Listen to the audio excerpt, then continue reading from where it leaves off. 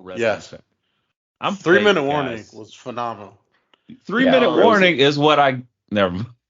Nope. No. It's, No. I can't. Okay. All right. Well. Wait. Hold on. Wait. Let's go there. You give a 3 minute warning? Yeah. That's impressive. Wow.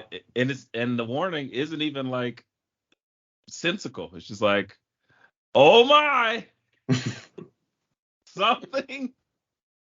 Something's happening. The timer. Can you feel it? Boom goes the dynamite. So one more thing. So one more thing I want to say before I, stop talking about Raw. Before you finish going Raw. Are you giving us a 3 minute warning? Yes. Are you giving us a 3 minute warning? Yes. Okay. So a lot of people I talked to were black. And they asked me, do we do segments on black wrestling? And I said, yes. And a lot of the questions I got were, how do you feel about that? And I was like, it's an eye-opening experience. And I was like, I've really enjoyed the conversations I've had with the guys about it. And they said, that's cool. We'll definitely give it a listen. I said, all right, cool. And I talked to a WWE employee. And I talked to a WWE employee while getting my order. And he said he would give our podcast a listen as well. Nice. Yeah. So maybe we should do better at this then. So stop eating fucking candy, you fucking Riddler bastard, and get your shit together, okay? Sorry, guys. If this is the first time you're listening, go back and listen to the other episodes because they were hilarious. This time we're just gonna shit on J Moe the entire episode because he got to go to Raw. I'm going to WrestleMania, but until I get there, I just got to rub it in his face. But that's neither. Can you get me a KO Mania shirt, by the way? Sure, I definitely can. Thank you. Thanks, mother. You're welcome. What I was gonna say is that's actually pretty cool to know. I'm wondering though. Maybe it probably would have been great to mention, like, no, they just ridicule me for my whiteness, like all the time. And then they were like, oh, I'm really listening now because that's what's going to happen.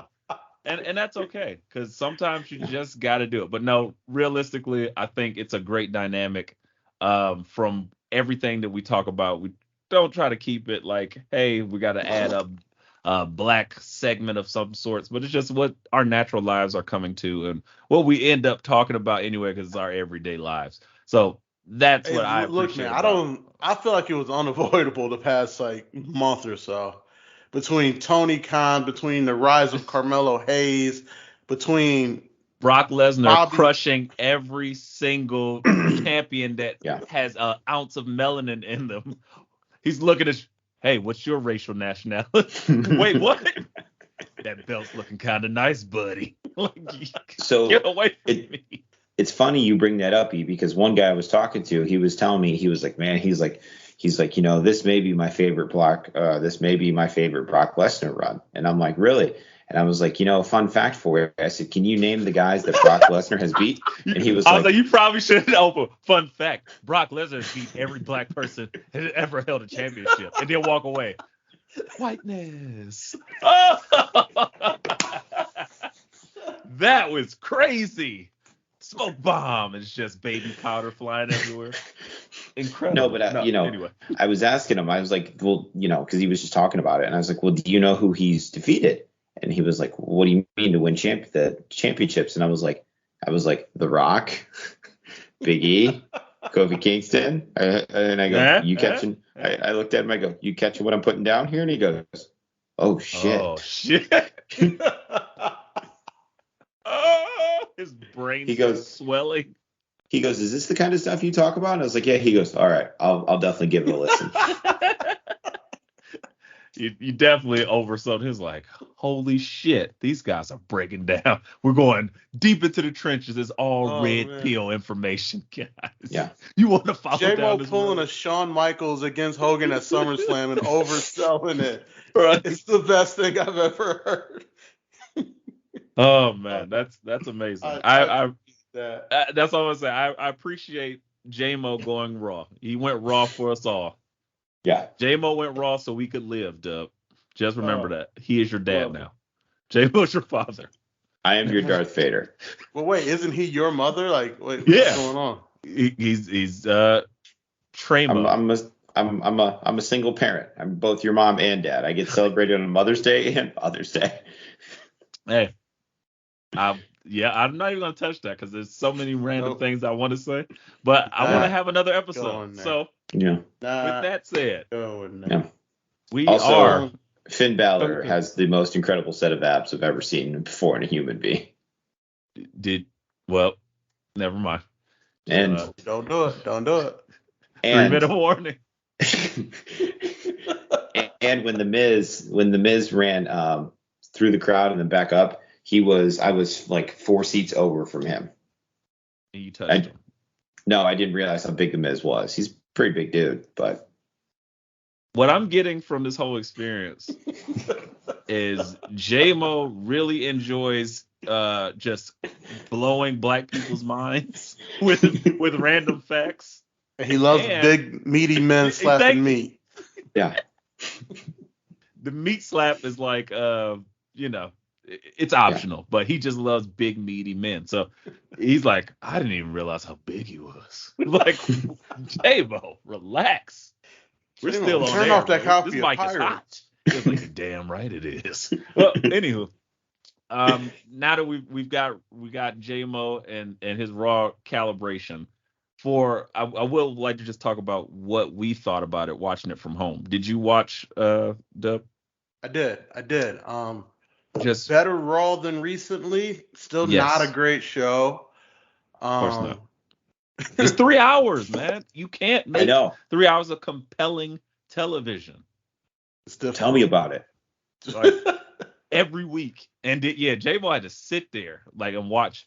But I did want to ask you that before I even jump into it, but I'll get back to it. We've been like, no pun intended. We've been drilling J Moe for information. Pun not intended. Drill me. But nope. That sounds like Edge's new music. It's coming. You think you know me? Drill me. Give it to me. On this day, I like your body. Anyway, sorry guys, mad tangent. But I was gonna ask, from what you watched, of course, it's just very hard to create 3 hours of compelling television, great wrestling, and then like creative storytelling without kind of redoing the same shit. But yes, we did have like a really good Raw as far as like some of the matches go, because I feel like they kind of removed some of the stop holds when it's Royal Rumble kind of should get everything started. It really wasn't the best Royal Rumble. We know Saudi Arabia Chamber of Chobani it literally was that. There's like, we got to get some old guys and we're just trying to make some money here. Now we've got all the bullshit out the way. Finally, they've cleared a path where all the shit that they want to do, whoever's left standing, if you're not injured, we're going to heat you up, and now we're going to see what sticks for WrestleMania. Like, because they're building this card. Apparently, the sales are still not that good. So we're getting like the real rollout here. I was going to ask, what were the things that stuck out to you? Give me 2, A-Dub. Like 2 of the best things for you from this Raw. Balor wins the U.S. title in what is essentially the main event of the show. Balor is our Dipset champion of the universe. Dipset. Yes. And Edge going full heel. The end of the show, basically. Thank you. It just stuck out like a sore thumb. I don't care anything about the Rhea stuff with Nikki. I think Liv's getting ready to get lost in the shuffle. She's unfortunate to say. If she can't cry on command, she will be just like kicked off television. And even then, she'll probably just start crying and catering. But because Alexa Bliss is back. You got Alexa. Not you Columbus, don't need Liv. Yeah, I don't think Bliss is going to be on the Mania card. Oh no, I don't think so either. But I'm just saying, as far as like TV time for. Oh yeah. So you're saying they have a blonde back. We don't need Liv anymore. And I mean, realistically, because Carmella's on SmackDown or Raw now? No, she's on Raw. She's okay. So we're gonna get more Carmella as well. Shows. Right. Yeah. I was about to say she's kind of on both shows, but we're gonna get more Carmella because they got to push her and Corey eventual sex tape is coming out. So it's like YouTube Premium, OnlyFans edition. They're gonna just keep alluding. It's like a softcore porn. They're gonna keep alluding to how much orgasmic pleasure they have, and I've always wondered this myself. Like, wrestling is full of failed relationships with like nobody partners.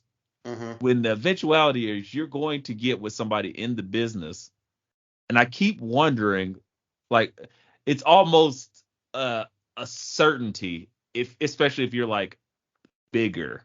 If you kind of like, maybe jobber status, maybe, tag team guy, your relationship probably is safe.